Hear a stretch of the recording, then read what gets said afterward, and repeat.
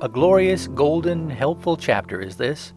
It tells you a great way by which you may break the shackles of worry. It tells you of the splendid power and divine strength you get in prayer. Beyond human belief, perhaps, is the strength and help you will get from prayer, not only from the divine help, but from the courage and strength the helpful thoughts plant within you. Wonderful miracles may be performed in your own life by prayer, uttered in the right and faithful way that brings confidence and inspires and lifts you up. Proof? I told you early in this book you were going to learn truths and that we would not stop for proofs of everything. But just this once, I will prove a statement, or rather let you prove it to yourself, for then perhaps you will believe your own evidences better than the promises I make you. Well then, just to humor you, I'm going to give you a suggestion so that you may prove to your own satisfaction the value of prayer. For 7 days, 3 times a day, morning, noon, and evening, go to a room, draw the curtain down, and in the middle of that room place a chair. Go to it, kneel down before it. Rest in quiet for 2 or 3 minutes with your eyes closed. Then, for 10 or 15 minutes, in a low voice but in a distinct tone, pray slowly to your God. Do not once utter fear thoughts or name your ailments or talk about your troubles. Pray for others. Repeat passages of the Bible like those I have told you about. Thank the Lord for the blessings you have. Count those blessings aloud. Health, strength, love, courage, happiness, ability to overcome, and so on, letting truth into your brain.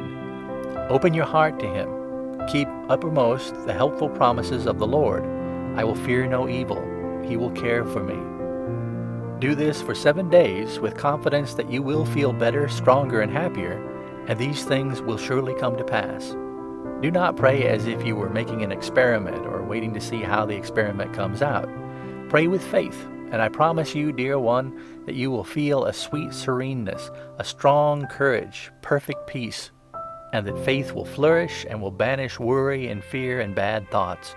No matter what your religious faith may be, no matter what church you belong to, your God and mine are the same, and He reads your heart and mine.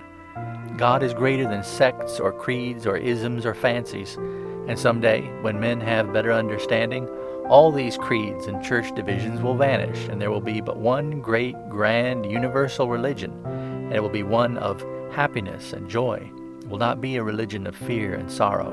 It will not be a religion that causes you to chastise yourself. The great religion of the future is to be universal. Cheer, love, and happiness are to be the beads on the rosary, instead of ashes, sorrows, and tears. Prayer, then, will be your proof, and you are going to test it out for yourself, and then you will surely believe the things I tell you from now on. For if I have told you the truth in this, the greatest of all examples of how to get mental help, then indeed the lesser things you may readily believe without proof. How sweet the thought, how pleasant the anticipation of this great help that is yours. You are going to have faith, and you are going to be benefited, and happiness is going to be your portion. Tonight, then, continue this helpful, close communication with your Creator, who says to you, I am with you always. Ask, and you shall receive. Seek, and ye shall find. I am thy God. I will walk with thee. The very practice of raising your thoughts up into the grander views of life will bring you a peace that passeth all understanding. These truths have been handed down through passing generations, and only a few have known them even as you, who are now just entering into the understanding. On your pillow, thank God for the truths and assurances and promises He has given you, and resolve to do and act and to be an emancipated member of the faith family, who has found that worry is but a shadow, a thing unreal that cannot hurt you, because you have strength that comes from knowing that He is with you.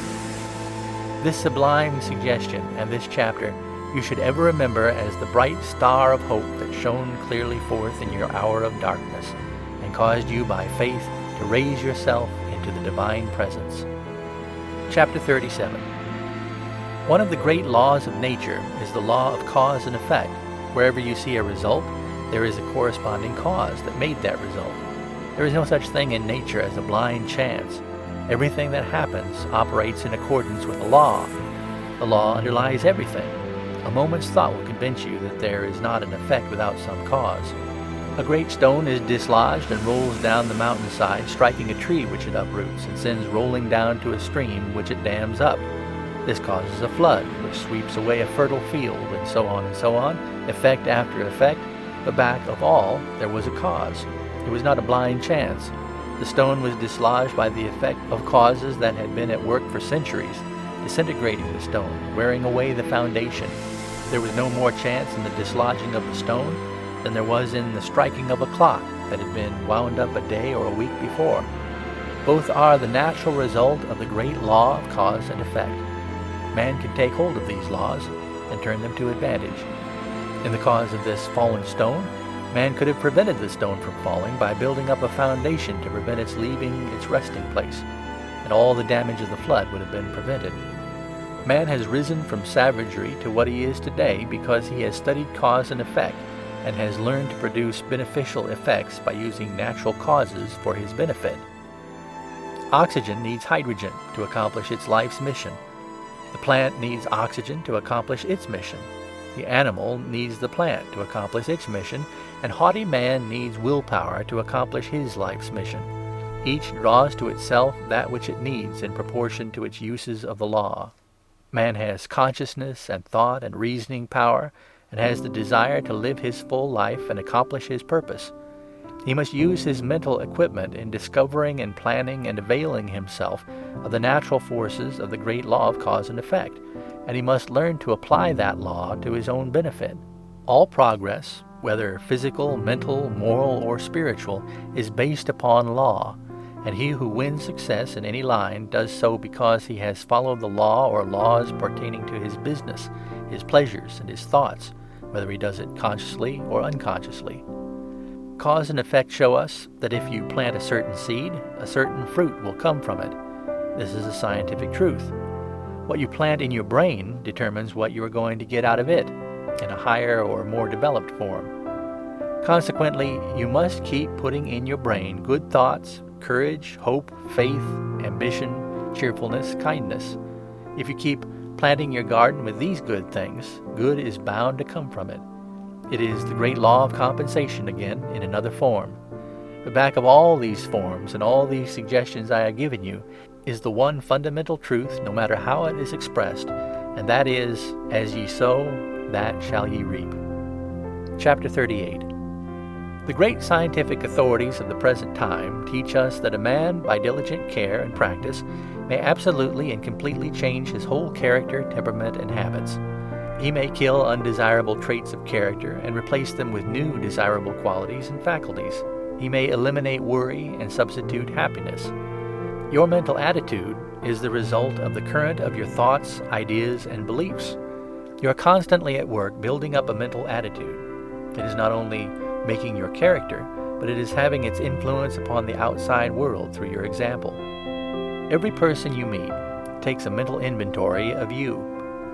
If you go into another's presence with a lack of confidence in yourself or a lack of confidence in the thing you have to sell, and an unbelief in the proposition you wish to place before him, he will get your spirit and will feel that you have no confidence in the things that you are trying to offer him. He will catch your mental atmosphere at once, and you will suffer thereby.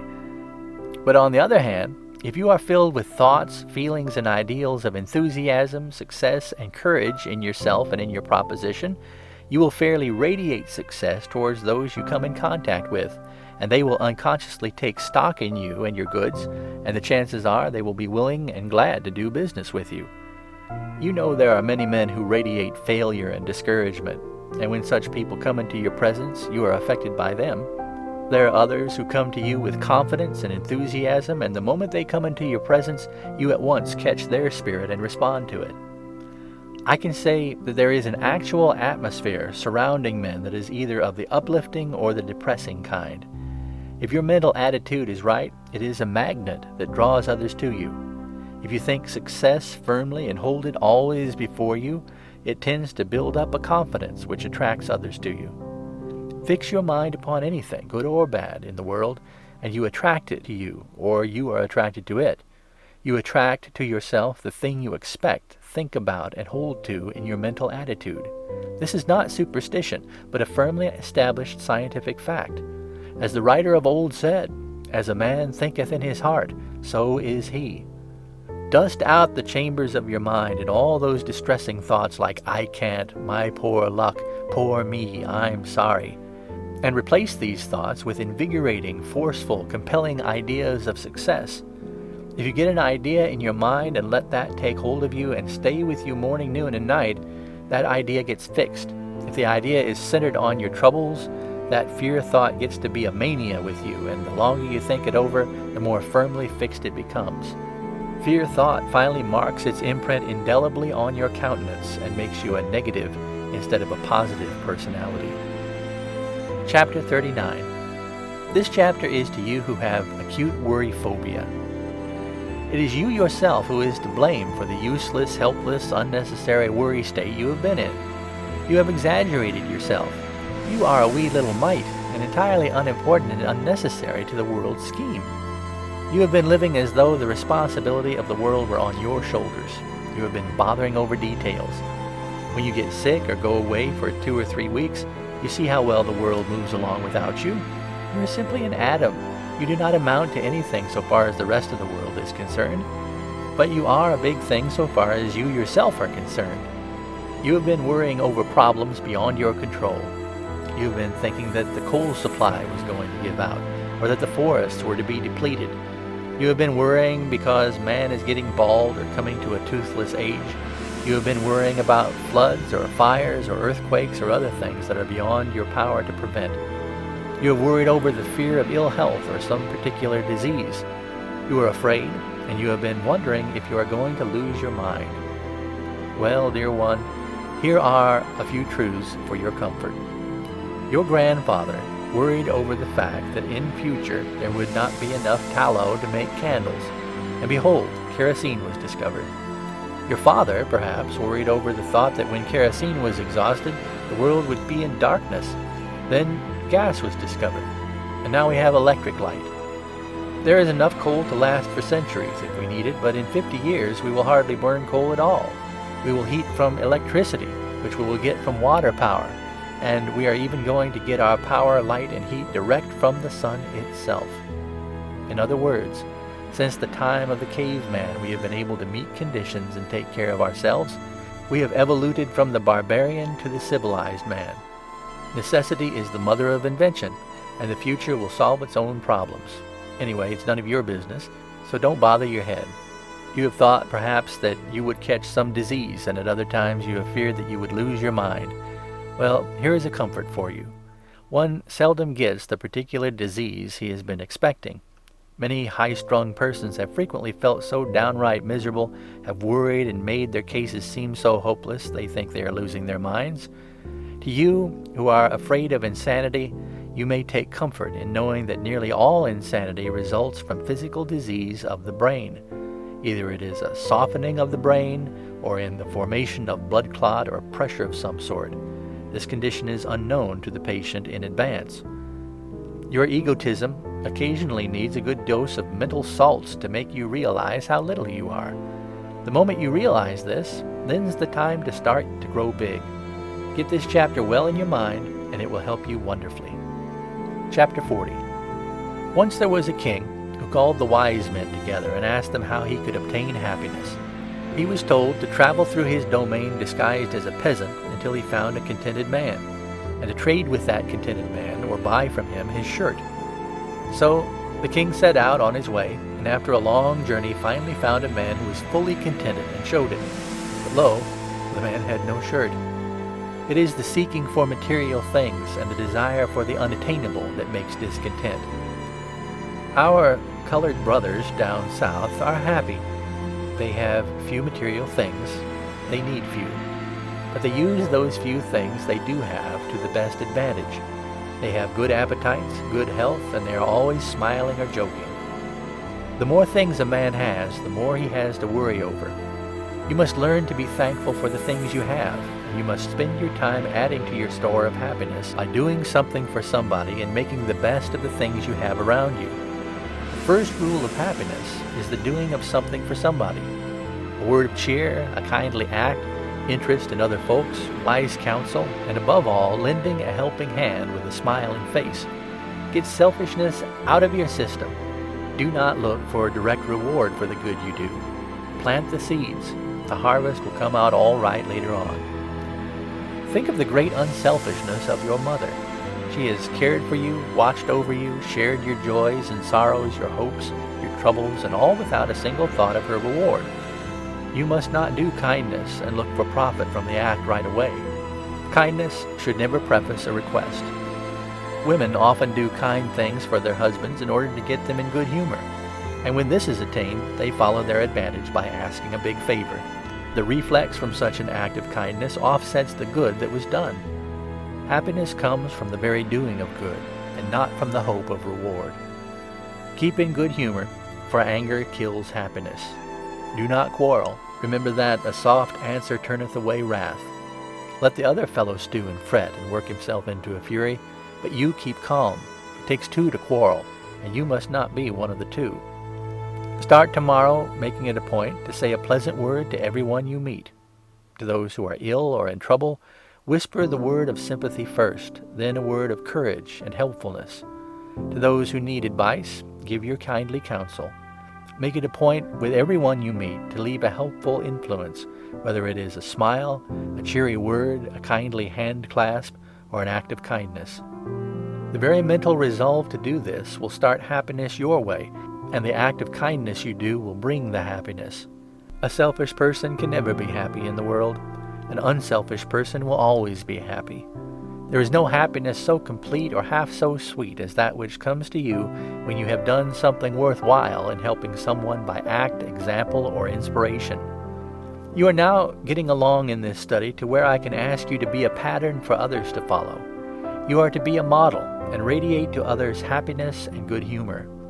This will attract others to you, and they will want to find out how you were changed from your old self into the new happy being, and that means they will follow the rules you have followed, and the general good in the world will be increased just so much.